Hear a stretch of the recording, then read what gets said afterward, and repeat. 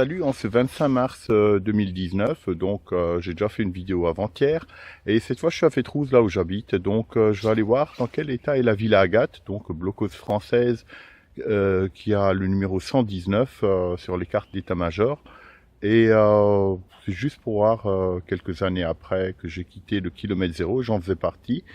C'est une très très bonne association, ils retapent pas mal de choses dans le coin. J'en faisais partie, mais maintenant je suis dans une autre association qui s'occupe plutôt de tout ce qui est 39-45, plutôt la ligne Maginot. Bon, je joue un peu sur les deux tableaux, les deux guerres, quoi, la première et la deuxième. Et à l'époque, on avait nettoyé la Villa Agathe. Sur les dessus, il y avait plein de terre, c'était bien dégueulasse. Et puis maintenant que le sentier est ouvert au public et que la forêt, comme vous pouvez voir, il n'y a aucune feuille verte, on y voit bien. C'est l'occasion de voir l'état d'avancement des travaux. Donc c'est par là-bas que ça se passe. Donc c'est simplement une petite balade et en même temps un petit contrôle visuel. À tout à l'heure. J'arrive de là, donc si vous suivez ce chemin, vous allez vers la droite. Environ 200 mètres, il y a l'ancienne voie ferrée de Fétrouze, et Fétrouze c'est par là-bas, donc ça tournait. Et là il y a une voie de 60 qui prenait donc le chemin qui va être changé en piste cyclable. Avant c'était la voie ferrée qui reliait donc d'Anne-Marie à Bonfol en Suisse, donc ça allait tout du long là-bas. Et de là partait une voie de 60 qui faisait une courbe comme ça, et qui allait directement à la Villa Agathe là-bas. Et déjà, première surprise, je vois qu'on est en train de remblayer le chemin. Alors il y a un peu du vent, pardon, pas du vent. Et il remblait le chemin. Je sais pas si vous m'entendez avec le son là du vent, ça souffle assez fort. Même si les feuilles bougent pas, le fait que je marche assez vite, je sais pas si vous m'entendez. Enfin voilà, je vois qu'on remblait le chemin parce qu'avant c'était super gadouteux ici, et puis je suppose qu'ils refont le chemin, c'est que des déchets inertes, donc apparemment c'est du béton, du carrelage, donc tout ça je pense que ça va être fait correctement après. Donc on voit la Villa Agathe qui est là-bas au bout, et ici il y a pas mal de gros trous parce qu'une deuxième casemate aurait dû être construite, et finalement ça c'est pas fait, il y a juste les fondations qui ont été faites. Bon alors ici je vais essayer de pas me casser la gueule. Là, il y a un peu de tout, des placots. Voilà, on voit les tranchées qui vont à côté dans cette grosse excavation. Il y aurait dû avoir une deuxième. C'est une casemate, c'est pas vraiment un bloc aussi le truc. Et voilà, oh tiens, une jolie statuette. Regardez-moi ça. Ah bon, quelqu'un a balancé ça là. Un regard, deux regards. Donc voilà. Donc le kilomètre zéro a retapé donc le sentier, tout ça. Et je vous montre l'excavation qui est là où il y avait normalement le deuxième blockhaus et qui n'a jamais été fait en fait. Voilà, donc on va contrôler. A priori ça a l'air en bon état. Évidemment il y a des tranchées autour. Et sur les photos lidar c'est impressionnant tous les impacts d'obus parce que les Allemands ont essayé de canarder ici. Mais ils n'ont pas réussi à la toucher. Donc je vous refais pas... Ah, je me souviens de ces marches. J'en ai posé quelques-unes personnellement à l'époque. Donc voilà. Alors ce qui est intéressant, donc c'est une position française, la Villa Agathe. Alors personne ne sait vraiment pourquoi on l'appelle la Villa Agathe, mais bon, le nom est resté. Et là on voit le sentier du kilomètre zéro. Et donc il y avait ce genre de fusil à l'intérieur. Donc ça s'appelle un fusil lanceur de grenades, antipersonnel, Vivien, Bessier. Donc il y a un trou sur la petite, vous voyez la casemate elle est grande comme ça, et puis à côté il y a un petit trou sur le dessus. Et on faisait sortir ces grenades par ce trou. Donc on le voit bien ici sur la photo en hiver. Donc là je sais pas si vous entendez le vent. Donc l'état est comme elle a toujours été, elle est intacte. On va faire le tour vite fait. Donc le dessus.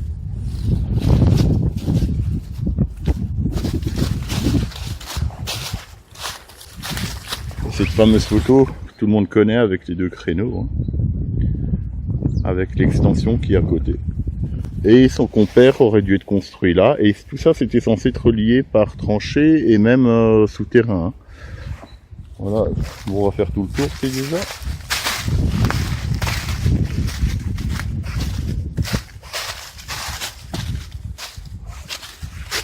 Et là-haut, on voit le fameux trou, je sais pas si vous le voyez, il est quelque part là, on le voit bien. Le trou d'où sortaient les grenades. Donc ici, évidemment, il n'y a aucun accès. On peut y aller par l'entrée principale. Là, on verra mieux le trou. Ah, il est là. Et en haut, il n'y a pas de trou sur le dessus. Alors ici, il y avait un grand arbre. On l'a fait couper parce qu'il gênait. Hein. Voilà. Et donc, on voit bien. Alors, regardez bien, c'est là où vous voyez mon ombre. Je vais me décaler un peu. On voit légèrement un petit trou, tout petit. Mais en fait, ça descendait encore plus bas. Vous verrez, il y a un escalier qui descend. On voit que le béton a été lissé, mais pas sur la partie là. Donc en fait, tout ça c'était remblayé, après ça partait en dessous en théorie, mais ça n'a pas été fait. Ou alors ça a été fait mais comblé, mais en tout cas l'accès y est. Donc je vais vite allumer la lumière si j'y arrive, je vais voir si ça éclaire ma main. Ouais, c'est allumé. Bah, allons-y gaiement. J'espère qu'il n'y a pas de boue comme la dernière fois où j'y étais, j'avais de l'eau jusqu'au mollet. Je regarde tout de suite là. Non, c'est sec, ouais, c'est cool. Alors là, on voit le créneau d'observation et de contrôle de la porte. Hein. Donc voilà, quoi, ici, derrière ce mur, hein, il pouvait surveiller. Alors, le sol est en béton. Et là, j'arrive en fait dans la petite chambre. Ils n'ont même pas mis d'escalier, il y avait peut-être quelque chose en bois. Et le trou par où il tirait, et on voit tout l'équipement en fait. Hein. Enfin, le rebord qui tenait donc le fusil, et puis le fait qu'on pouvait fermer aussi, c'était armé. Des fois que les Allemands ne balançaient pas une grenade dedans. Alors vous ne le voyez pas, mais c'est plein de moustiques. C'est normal, on est au printemps, ici c'est bien humide. Regardez la quantité de moustiques. C'est un truc de fou. Il y en a déjà 2-3 sur mes mains, mais je les tue avant qu'ils me piquent. Voilà, on voit que ça fait une chicane ici, hein, il est en parfait état. Donc voilà, qu'est-ce que c'est le truc? Voilà, ça c'est un bâton de randonneur. Il y a déjà moins de boue que d'habitude. Hein. Donc ce qui est bien avec... là on voit la quantité de moustiques, c'est hallucinant. Quoi. Et ça résonne bien. Donc le premier créneau de tir. Et ici, ben, les douilles, elles pouvaient partir par là. Avec tous ces moustiques, je vous dis pas la quantité. Donc voilà, il y a un premier créneau là. Je ne sais pas si vous vous rendez compte de la quantité de moustiques. C'est pour ça que je mets plein sur moi, même sur le visage. Donc voilà, ça c'était le poste où on pouvait surveiller la porte. Hein. Donc évidemment, beaucoup de béton au-dessus de moi. Et ici, il y a un deuxième créneau strictement identique au premier. Et on voit le support en bois encore du coffrage. Hein. Et par là, ben, les Allemands étaient devant en contrebas, là où il y a le golfe actuellement, après le pont. Avec ce fameux trou également. Donc voilà, à part un peu d'humidité, il est bien. Et ces moustiques. Et voilà donc ce fameux escalier que je vous disais, vous voyez, si on descend quelques marches. Alors ici c'est bouché, mais on peut très bien voir que ça allait en dessous. Vous voyez les moustiques, c'est un truc de fou. Évidemment, il y a des cons qui ont balancé des bouteilles, ça il n'y avait pas. Voilà. Et en haut, il y a un reste de ce qui semble un support d'ampoule. J'ai jamais vraiment su ce que c'était ce truc. Est-ce que c'est une ampoule qui était là d'époque où ça sortait, mais j'ai pas vu de trou dehors. Oui, il y a quand même des gros tire-fous qui tenaient quelque chose là. Ça, j'ai jamais vraiment su ce que c'était. Il faudrait que je me renseigne un peu. Voilà. Ben voilà, il y a combien de marches? Il y en a 1, 2, 3, 4, 5. Ah, j'ai pas vu qu'il y a un trou là. Ah ouais. Ça. Ah oui, je pense que ça doit être pour évacuer l'eau qui devait se couler dans le coin. On va aller savoir si ça communiquait pas avec le truc. Ça, je sais pas vraiment. Ce petit trou, je n'avais même pas vu à l'époque tellement qu'il y avait des crasses. Voilà, sinon il est propre. Il y a un peu de gravure toute légère, il y a peut-être 2-3 cm, pas plus. Et sinon, le béton là-bas, c'est bon. Vous voyez un peu le plafond. Voilà, bon, je sors d'ici, je suis en train de me faire bouffer, c'est pas possible. Donc sans la différence de température, c'est hallucinant. Et voilà, donc les escaliers, ils sortaient par là. D'ailleurs, je sens un peu ce monsieur là. Ça sortait là, et puis ça rejoignait à côté. Donc j'ai juste coupé la lumière.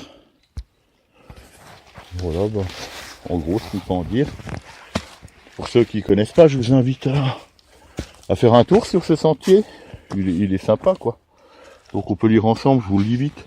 Construite par la compagnie 2653 du Génie, en partie par les cimentiers français en 18, la casemate appelée Villa Agathe est le premier ouvrage en béton du front français en partant de la frontière suisse. Cet ouvrage servait de poste pour 2 mitrailleuses et des superstructures à des installations enterrées. C'est dont je viens de vous parler à l'instant, quoi. Une grande partie des murs en maçonnerie de calcaire locale recouverts d'un épais crépi, la dalle de couverture, ainsi que les sols au-dessus du radier sont en béton armé. La petite pièce située près de l'entrée de surface servait à la défense immédiate de la construction par l'emploi d'un fusil lanceur de grenades antipersonnel Vivien Bessier. Le tir s'est effectué par l'orifice au centre du plafond. Ce dispositif dans une construction bétonnée est très rare. Bon, il faut que je fasse une petite mise au point. Ah, il veut pas, hein. Je vais essayer. Ouais, faudra que je nettoie l'objectif, hein. Bon. Voilà, donc vous voyez la grosse excavation qu'il y a ici, hein. Bon, voilà, ouais. À part cette horreur qu'on voit là. Mais bon, ça sera recouvert, je pense. Il faut pas laisser ça comme ça. On fait ça souvent dans les forêts locales quand il y a trop de boue, parce que c'est très argileux, glaiseux. Donc on comble ça les locaux, ils sont bien contents, y compris moi, de balancer les déchets en neutre. Voilà, c'est de la caillasse en fait, hein, de la brique, c'est de la terre cuite en fait. Et après, par-dessus, vous mettez de la terre ou un enrobé. À mon avis, ce sera plutôt des... Comme on fait dans le coin, on met de la terre et éventuellement une couche de calcaire concassé, quoi. Donc c'est sympa, quoi. Alors voilà, je vais revoir cette statue. Je pense qu'elle aurait jamais cru finir ici, près d'un monument de la guerre de 14. En même temps, il est vilain ce bonhomme, je comprends qu'il l'ait balancé. Bon voilà, comme je vous ai expliqué avant, hein, donc le petit train de 60 qui emmenait les munitions ici, il s'arrêtait à peu près là, ce qui explique tous ces trous en fait. Parce que si vous regardez les cartes d'état-major d'époque, je vais voir de la mettre dans la vidéo quand je ferai le montage, vous verrez, il y a vraiment, les positions sont bien dessinées. Il y a le numéro 119 qui indique la Villa Agathe, et puis je vous mettrai aussi la photo lidar, comme ça vous voyez tous les impacts de cratères d'obus qu'il y a dans le coin, et surtout cette grosse excavation à côté. C'est pas que ça va encore derrière les hêtres et tout ça. Donc là, ça communiquait par souterrain, et puis là-bas il y a toutes les tranchées qui vont vers la Suisse, qui se trouve environ, on va dire 1,5 km d'ici à vol d'oiseau à peu près, peut-être un peu moins, et tout ça est relié par des tranchées. Voilà. Alors, je vous dis à bientôt, et puis moi je vais aussi continuer à bosser sur mes cartographies, comme je vous ai parlé sur ma dernière vidéo. Donc, suivez-moi et puis vous en saurez plus. Donc ça c'est un cratère d'obus, vu la taille, à mon avis c'est du 155 je pense, peut-être un peu moins. Alors comment on les reconnaît? Déjà ils sont parfaitement circulaires, et le fond est souvent rempli d'eau, parce que quand l'obus tombe à l'intérieur, il y a toute la terre qui sort, une partie retombe, et comme c'est très glaiseux, ça a mélangé le tout, et ça fait un fond vraiment très très glaiseux, et du coup c'est étanche. Alors quand il pleut, évidemment c'est un nid à moustiques, mais pour les biches, puis les animaux, c'est bien en plein été, comme ça ils peuvent boire dedans. Alors évidemment tous les arbres du coin, ils sont pleins de mitraille, hein. Donc quand l'obus tombe là, faut vous imaginer les éclats. Alors tous ces obus, ils voulaient tous viser la Villa Agathe, il y a plein d'impacts autour, vous verrez ça au lidar. Et c'est de tout calibre, hein. Donc vu la taille, je pense que c'est dans les 80, 150 maxi celui-là, ça dépend de quoi ça tombe, hein. Voilà. Donc si j'en trouve d'autres en chemin, vu que je m'éloigne de la Villa Agathe, je ferai une photo ou deux et puis vous verrez ça. Petite trouvaille intéressante, donc grâce au lidar, dans cette jungle, j'arrive à repérer l'ancien tracé de voie de 60, donc qui est alimenté en munitions à la Villa Agathe. Maintenant on a du mal à le deviner, mais je suis vraiment sur le tracé, et en le suivant on pourrait penser que c'est un tas de bois abandonné ici, mais regardez, en fait c'était un petit pont qui permettait au train de franchir, parce que c'est pas des troncs d'arbres ordinaires, si vous regardez c'est des traverses de chemins de fer complètement pourris, donc ça permettait de franchir ce petit, on a du mal à voir là, mais il y avait un petit ruisseau qui passait dans le coin. Enfin quand il pleut beaucoup, ça recoule jusqu'au bout, quoi. Alors je sais pas si c'est vraiment une tranchée ou pas, et quand il pleut ça ravine, mais à mon avis s'ils ont fait un pont ici, c'est qu'il y a une raison. Donc voilà, il est entièrement pourri, on voit qu'il a été taillé en carré, et il y a même les trous des vis, hein. Donc voilà, et on voit qu'un... Alors ça c'est autre chose. Qu'un animal a dû bouffer un oiseau là. On peut voir qu'il y a encore les plumes. Alors moi c'est les Indiens qui ont attaqué le front. Voilà, donc je sais pas ce qui était là, mais ça s'est fait bouffer. Voilà, et puis on peut voir il y a des restes de petites tranchées, je vous montre tout ça. Il y en a plein dans le coin. Mais ça c'est ce que moi j'appelle une petite position forte. Donc c'était tout le long de la voie ferrée. Il y a des petits trous comme ça où évidemment c'était plus profond à l'époque. Donc voilà, là vous voyez que c'est vachement grand. Donc c'est des petites tranchées, puis d'un seul coup ça devient grand, puis ça continue en boyau et ainsi de suite. Tout ça, ça va protéger le secteur, quoi. Comme dit, les Allemands sont là-bas.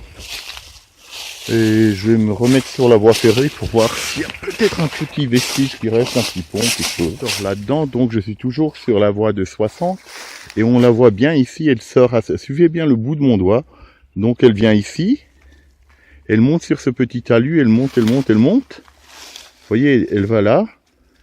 Et voilà l'endroit précis ici, il y avait un petit pont sans doute, où, puisqu'il y a une petite rivière, il y avait franchi forcément un genre de pont ou quelque chose. On le voit ici, ce talus en fait, c'était là que le train passait. Et il n'y avait pas besoin de faire plus large, puisque c'était des voies de 60. Vous voyez, ça monte, et ça rejoignait à peu près dans l'axe, là, la voie ferrée civile de l'époque. Hein. Donc là-bas, c'était rouge, même pas 500 mètres. Et puis, voilà, ça c'est le chemin touristique. Donc ultérieurement, ça sera, plus tard en fait, ça ira à Bonfol, mais en piste cyclable. Donc voilà où passait le train. Donc tous ces arbres ont plus de 100 ans. Parce qu'à l'époque, le train passait là, quoi. Donc voilà ce qu'on peut en dire. Et là, j'ai l'impression que je viens de voir des pleurotes. C'est 25... Ouais, je crois bien que c'est des pleurotes, mais bon, je vais pas les manger. Hein. Ouais. Bon bah voilà, il y a déjà des champignons. Je vais voir s'il n'y a pas un vestige, quelque chose. Bon, ça c'est vieux aussi. Donc voilà, le train, là il passait là. Et c'est vraiment les cartes qui me disent ça. On voit encore un rêve de traverse ici, vous voyez là où j'ai mon pied. Ça c'est une traverse de chemin de fer. Alors ça peut être très bien de cette voie, hein, allez savoir. Et voilà, je vais monter dessus. On voit, donc ça venait par là. Ça tournait, et puis voilà, ça finissait par rejoindre. Et ce que vous voyez au fond, je vais faire un zoom, je le filmerai vite de plus loin. Là, il y a un pont que vous pouvez deviner. Il y a aussi une plaque du kilomètre zéro qui vous explique ce que c'est. En fait, c'était le pont civil pour traverser la voie ferrée. Et tout simplement, en dessous, il y avait un wagon avec un poste de commandement français, sachant que la Villa Agathe est par là-bas, hein, à 300 mètres, je dirais. Et plus loin, là-bas, il y a un pont qui est détruit, mais non. Mais il y avait également un wagon avec le commandement français à l'intérieur. Et c'est quoi ce truc-là? Je crois que c'est un morceau de camion. Il a perdu un bout. Moi, ça doit être un garde-boue de camion. Juste pour voir si c'est ça. Ouais. Voilà. Et alors ici, à l'époque, je pensais que le petit pont pour le train était ici où on voit ce... Vous voyez, il y a des tuyaux qui sortent là-bas. En fait, c'était le petit chemin civil qui allait jusqu'au pont. Donc à ne pas confondre. Et je suis absolument catégorique, puis je me fie au lidar, et puis surtout, il est géoréférencé. Donc je marche pile sur le tracé. Donc il n'y a pas d'erreur possible. Voilà, bah sur ce, je vous dis salut. Puis à bientôt. Je vais juste... avant de vraiment couper, je vais faire une photo du pont, je vais aller dessus, comme ça vous voyez comme c'était à l'époque. Puis après, ben, je rentre chez moi. À tout à l'heure, pas mal avancé, et puis maintenant je vais quitter l'ancienne voie ferrée, donc qui allait. La gare de Fétrouze n'est pas trop loin devant. Sachant qu'il y avait aussi tout un système de train qui était à côté du pont là-bas, qui alimentait tout ça hein, pendant la guerre. Donc il y avait même un hôpital et pas mal de choses. Donc ici, donc le train il continuait par là-bas, il y avait plusieurs voies hein, pour finir sur une seule de ce côté. Et c'est exactement de ce côté du pont, côté gauche, qu'il y avait le fameux wagon. Et on peut voir que tout ça c'est à l'abandon aujourd'hui. Hein.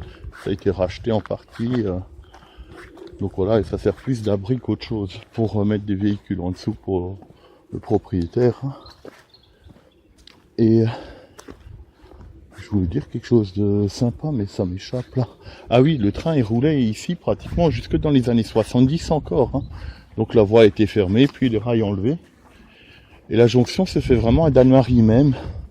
On voit encore vaguement les traces où ça allait à l'époque. Et là on voit le dessus du pont, il a encore un revêtement. Et voilà le fameux pont de chemin de fer. Voilà ce fameux wagon dont je vous parlais. Voilà, vous voyez comme c'était ici, il y avait plusieurs voies. Hein. Donc voilà, je vous lis comme... Alors je sais pas ce qu'il a mon objectif, j'ai dû l'humidifier, on voit pas. Ça traînait dans ma poche et dans mon sac, donc je nettoierai ça chez moi à l'alcool. Donc sous ce pont, les Français avaient installé de façon identique au pont 15, c'est ce que je vous disais là-bas, hein. Il y avait un pont identique, un wagon allemand qui servait de poste de commandement sous le nom de poste-wagon de la gare. Depuis le pont, on voit l'ancienne gare frontière de Fétrouze, 1910-70, qui fut occupée par l'armée française du 55e régiment d'infanterie territoriale dès le 15 octobre 14. La gare servit d'abord de bastion avancé, puis quand le front eut poussé jusqu'à la Largue, elle abritait une infirmerie et d'autres services. En 1918, un vaste abri souterrain en partie bétonné a été aménagé sous ses murs. Ben voilà. Et un peu plus loin, vous avez le panneau du kilomètre zéro qui vous explique un peu le circuit et puis les belligérants. Donc voilà, vous pouvez vite voir l'Argent. Donc ça c'est en Suisse, hein, c'est pas très loin de par là-bas. Hein. Et voilà, c'était en hiver 1915. Ici, les Allemands, pas loin. Et puis à côté, les Suisses et les Français. Voilà. Donc ce qui est marrant, si on peut dire marrant, les Suisses, eux, ils pouvaient regarder les Allemands qui étaient là, et les Allemands pouvaient regarder les Suisses, voire même parler. Et puis les Suisses pouvaient parler aux Français qui étaient de ce côté par là, ils pouvaient parler, mais ceux d'ici et ceux de là, donc les Allemands et les Français, eux ils se voyaient jamais. En fait, les seuls qu'on pouvait voir, c'était les Suisses sans risquer vraiment de mourir. Parce que si l'Allemand voyait le Français, lui tirait dessus, inversement. Voilà, là vous voyez un peu comme ça se présente. Nous on est à peu près ici, là. Vous voyez mon doigt, vous voyez, Fétrouze c'est là. Nous on est environ à cet endroit là, par là. Et vous voyez ici ce fameux front, tout du long. La Villa Agathe se trouve à peu près là, ici, là où il y a cet étang un peu en forêt là, où vraiment j'ai le bout du doigt. Et la frontière franco-allemande de l'époque. Hein. Donc vous voyez, elle se trouve entre Réchessy et puis l'extrême limite de la commune de Fétrouze. D'ailleurs, il y a encore des bornes hein, qui délimitent tout ça, et des Suisses qui étaient tout du long. Et ici, vous voyez bien pourquoi ça s'appelle un bec de canard. Si vous mettiez un œil ici, c'est comme un bec. Hein. Bon, faut avoir de l'imagination, mais c'était simple. En gros, alors se munir d'un éclairage, tout ça, c'est quand vous rentrez dans les trucs. Moi j'ai mon téléphone, ça éclaire déjà, c'est bien. Donc on va vite sur le pont et puis on en reste là pour aujourd'hui. Voilà, donc c'est le pont civil. Hein. Alors tout du long de la voie ferrée, il y a pas mal de ponts dans ce genre. Il y a celui de Merzhen, il y en a un après Friesen, et puis voilà.